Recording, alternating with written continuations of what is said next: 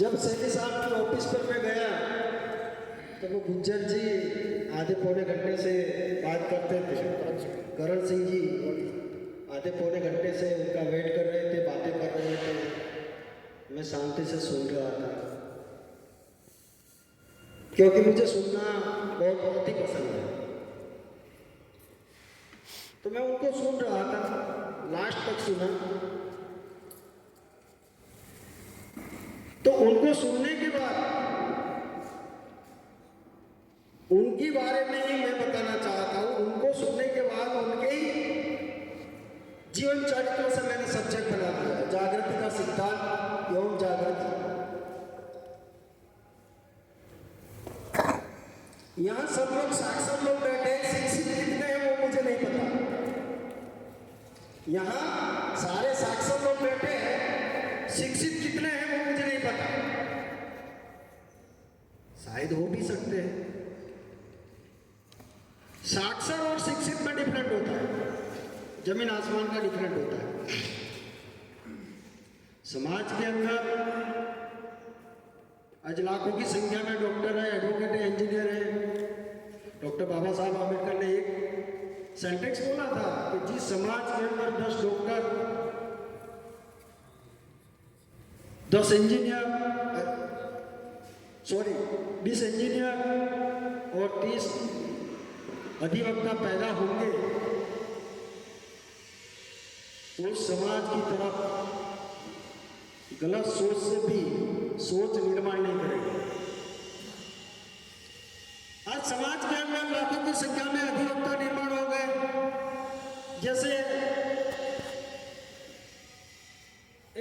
साहब ने बताया कि 10,000 अधिवक्ता है, शायद इनमें से 10% शेड्यूल कास्ट के होंगे, 20% ओबीसी के होंगे, माइनॉरिटी के भी होंगे।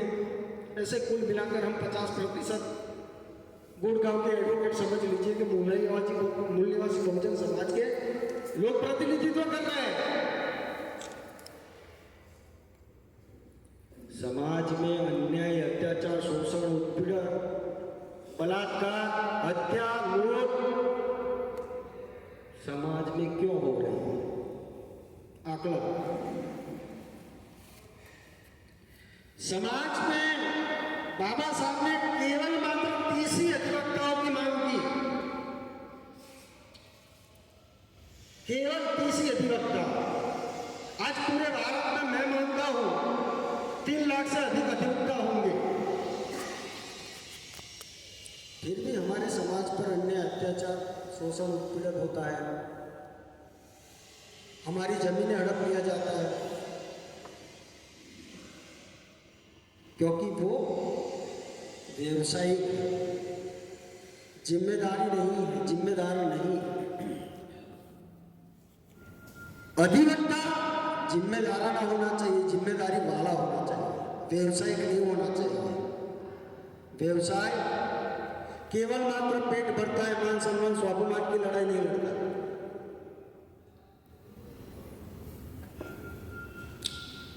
2016 से 2022 दिसंबर तक भारत के अधिवक्ताओं 422 अधिवक्ताओं की निर्मम हत्या की गई। पूरे देश भर में कोई अधिवक्ताओं का आंदोलन चला नहीं चला। गुड़गांव में हत्या हुई, गुड़गांव वालों ने निपटा लिया। हरियाणा तक सीमित हो गया, गुजरात को पता ही नहीं, राजस्थान को पता ही नहीं, बिहार को पता ही नहीं, झारखंड को पता नहीं, अदर दूसरे राज्यों को पता नहीं है। ऐसा क्यों हो? ऐसा इसलिए हो रहा है कि हमारे पास जागृति के सिद्धांत की जानकारी नहीं। जिनके पास जागृति के सिद्धांत की जानकारी होती है वो संगठित होते हैं, और जो लोग संगठित होते हैं वही मान सम्मान स्वाभिमान का आंदोलन चलाते हैं। जो संगठित होता है वही संघर्ष कर सकते हैं और संघर्ष से ही अपना राज स्थापित हो सकता है, अपना ही अधिकार अपने पर बहाल हो सकता है। मांगने से 2 रुपया भीख नहीं मिलती। क्या ये संसद में बैठे हुए लोग आपको अधिकार देंगे? मांगने से 2 रुपया 5 रुपया भीख नहीं मिलती, तो आपका जो संवैधानिक अधिकार है वो ये लोग बहाल करेंगे? कदापि नहीं होगा। अधिकार छीनना पड़ता, मांगना नहीं पड़ता। मांगी तो भीख जाती है, अधिकार छीन लेना पड़ता है। और संगठित तब होते हैं जब जागृति के सिद्धांत की जानकारी होती है, और जागृति के सिद्धांत 5 है। ये 5 सिद्धांत यहाँ सारे अधिवक्ता बैठे हैं। 50 साल की वकालत वाले अधिवक्ता सीनियर अधिवक्ता है, 30 साल वाले, 20 साल वाले, बड़े से बड़े केस सॉल्व करने वाले अधिवक्ता बैठे हैं, जज को बताने वाले अधिवक्ता बैठे हैं। पर ये 5 सिद्धांत की जानकारी नहीं है, तो केवल मात्र आप कानूनी साक्षर है, शिक्षित नहीं है। कानूनी साक्षर है आप लोग। जितनी दंड संहिता है उस दंड संहिता के आप ज्ञाता है, विद्वान है, पर सामाजिक तौर पर आप केवल मात्र साक्षर है, व्यवसायिक तौर पर आप विद्वान है, आप जिम्मेदाराना एडवोकेट नहीं हो। जागृति के 5 सिद्धांत है। पहला सिद्धांत है दोस्त की जानकारी होनी चाहिए। दोस्त की जानकारी होना चाहिए, आपका दोस्त कौन है। दूसरा सिद्धांत है दुश्मन की जानकारी होनी चाहिए, आपका दुश्मन कौन है उसकी आपको जानकारी होना चाहिए। तीसरे नंबर पर आता है आपकी खुद की ताकत और कमजोरी की आपको खुद को जानकारी होना चाहिए कि आप लोग आप कितने ताकतवर हैं और आप कितने कमजोर हैं। आपकी कमजोरी पर दुश्मन वार करेगा तो आप परास्त हो जाओगे, और आपकी ताकत पर गर्व महसूस करोगे तो सत्यानाश हो जाएगा। चौथा सिद्धांत है दुश्मन की ताकत और कमजोरी की जानकारी होनी चाहिए।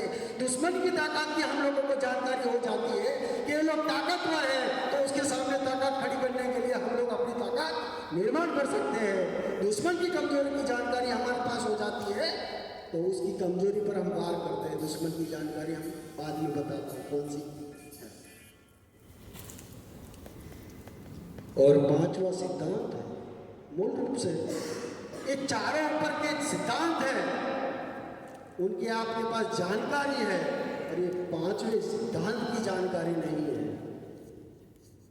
तो भी आप शिक्षित एवं जागरूक नहीं है। और ये 5वां सिद्धांत है अपने महापुरुषों के, अपने पुरखों के इतिहास बलिदान की जानकारी होनी चाहिए, उनके आंदोलन की जानकारी होनी चाहिए। ये 5 सिद्धांत हमारे पास है। दोस्त की जानकारी होना चाहिए, दुश्मन की जानकारी होना चाहिए, हमारी ताकत और कमजोरी की जानकारी होनी चाहिए, दुश्मन की ताकत और कमजोरी की जानकारी होनी चाहिए। 5वां सिद्धांत है हमारे पुरखे और महापुरुषों के इतिहास की जानकारी होनी चाहिए। डॉक्टर बाबा साहेब आम्बेडकर ने एक स्लोगन कहा है, जब हम अपना इतिहास नहीं जानते वो अपना भविष्य निर्माण नहीं कर सकते। जो हम अपना इतिहास नहीं जानते वो अपना भविष्य निर्माण नहीं कर सकते। आज हमारे लोग हमारे ही दुश्मन के पल्ले में बैठ जाते हैं और उसकी ताकत को मजबूत करते हैं, पर हमारा ही शोषण होता है, हमारे हक अधिकार पर वो छेद करते हैं। क्यों? हमारे दुश्मन की जानकारी हमारे पास है। हमारे पुरखों ने किसके सामने लड़ाई लड़ी? क्या डॉक्टर बाबा साहब आम्बेडकर को 2 वक्त की रोटी नहीं मिलती थी इसलिए कार्यक्रम चला रहे थे? क्या बाबा साहब को शुद्ध पानी नहीं मिल रहा था इसलिए 14 तालाब का कार्यक्रम चला था? क्या बाबा साहब को मंदिर में घंट बजाने को नहीं मिल रहा था इसलिए दिखाना चाहते थे कि कुत्ते अंदर कूद के आते हैं, हम तो इंसान है, वो साबित करने के लिए मंदिर का आंदोलन चलाया था। जहां कुत्ते जानवर पानी पीते हैं वहां हमें पीने का अधिकार नहीं था। इसके लिए बाबा साहब अम्बेडकर ने पानी का तालाब आंदोलन चलाया था।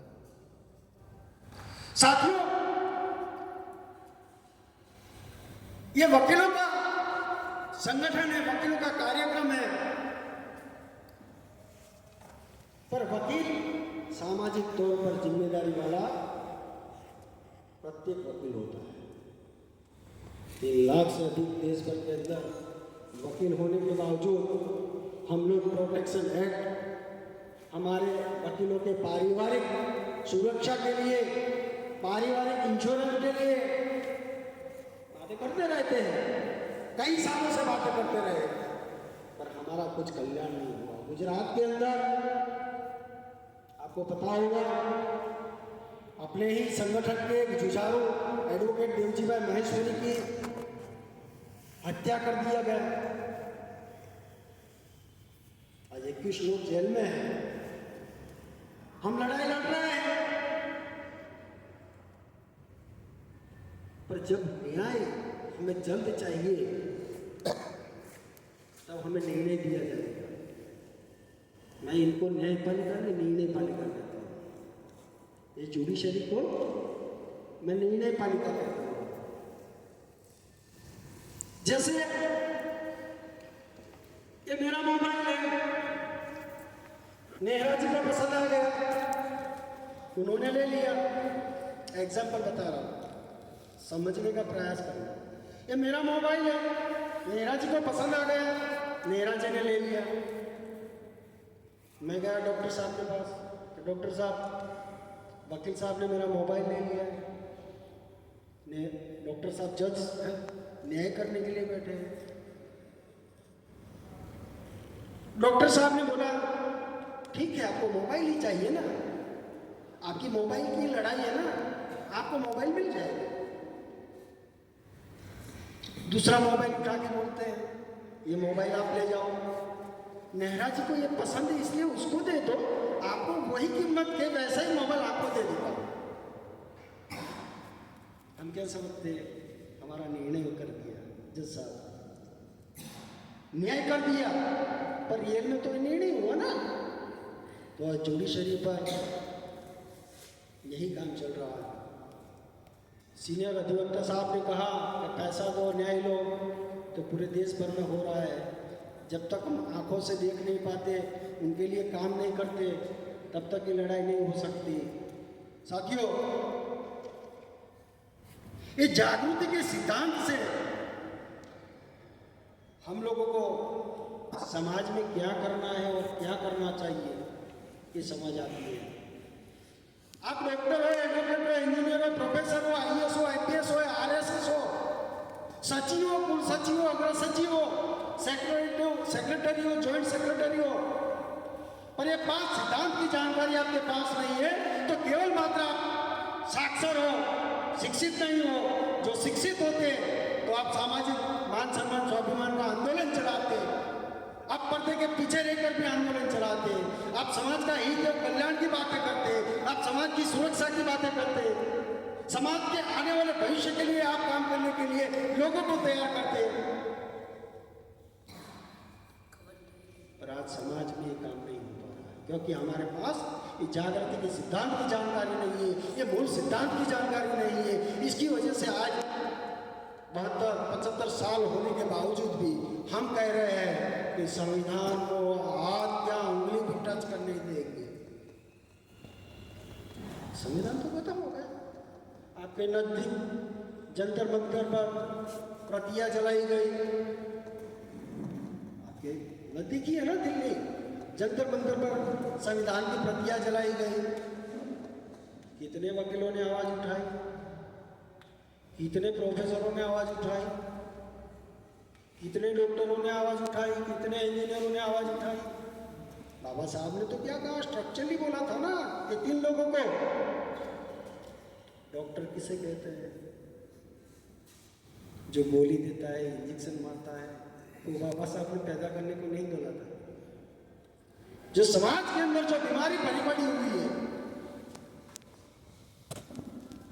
जो दुर्भाग्य से हमारे समाज में जो बीमारी पड़ी हुई है, उनका इलाज करने के लिए वो 10 डॉक्टर मांगे थे। जो हमारा स्ट्रक्चर बिगड़ा हुआ है, सामाजिक स्ट्रक्चर जो बिगड़ चुका है, जो हजारों सालों से जो स्ट्रक्चर खराब हो गया है, बिगड़ गया है, अव्यवस्थित हो गया है, उस स्ट्रक्चर को डेवलप करने के लिए अभियंता की मांग किया था, इंजीनियर की मांग किया था। 20 इंजीनियर ऐसे मुझे चाहिए कि समाज का स्ट्रक्चर डेवलप करे और सुचारू रूप से समाज को आगे बढ़ाए। और ये 30 अधिवक्ता की मांग किया ना, वो इसलिए किया था कि अधिवक्ता समाज के अंदर इतना प्रभावशाली व्यक्ति है कि कलेक्टर होगा तो भी बोलेगा आओ वकील साहब, कलेक्टर होगा तो भी बोलेगा आओ वकील साहब, मंत्री भी होगा, आपके हरियाणा का मिनिस्टर कोई होगा ना तो आपको नाम से नहीं बुलाएगा, आओ वकील साहब। सीजे चंद्रचूड़ को भी बोलना पड़ता है बोर्ड से, बोलिए वकील साहब। जो अपना चीफ जस्टिस ऑफ इंडिया है उनको बोलना पड़ता है आओ वकील साहब। तो हमारे वकीलों के अंदर ताकत है, समाज के अंदर जो दूषण है, जो अव्यवस्था है, अराजकता है, समाज के अंदर जो इतने सारे कलंक भरे पड़े हुए हैं, उनको न्याय दिलाने के लिए वो काम करना है। वही काम के लिए हम लोगों को बाबा साहब आम्बेडकर ने ये 30 वकीलों की मांग किया था। आज मैं गुजरात से यहाँ इसलिए आया हूँ कि 30 वकीलों के अंदर मेरा नाम आ जाए, इसके बाद आ गए ना, इसलिए मैं आया हूँ। और आप लोगों को भी सोचना चाहिए कि आपका नाम 30 वकीलों में ही रहना चाहिए, इसके बाद हमारा नाम नहीं जाना चाहिए, क्योंकि हमारी संख्या देश भर में वकीलों की इतनी बड़ी संख्या है। शेड्यूल कास्ट की है, शेड्यूल ट्राइब की है, अदर डिफॉल्ट कास्ट की है, माइनॉरिटी के वकील आज हमारे साथ जुड़ रहे हैं, काम कर रहे हैं, क्रिश्चियन लोगों की है, लिंगायत लोग आज कर्नाटक में काम कर रहे हैं, साउथ में और काम कर रहे हैं, शिव धर्म हमारे साथ काम कर रहे हैं। वकीलों की संख्या बढ़ रही है, देश भर के अंदर सामाजिक आंदोलन भी बढ़ रहा है और सामाजिक आंदोलन को सुचारू रूप से सुरक्षा करने की जिम्मेदारी भी हमारी है।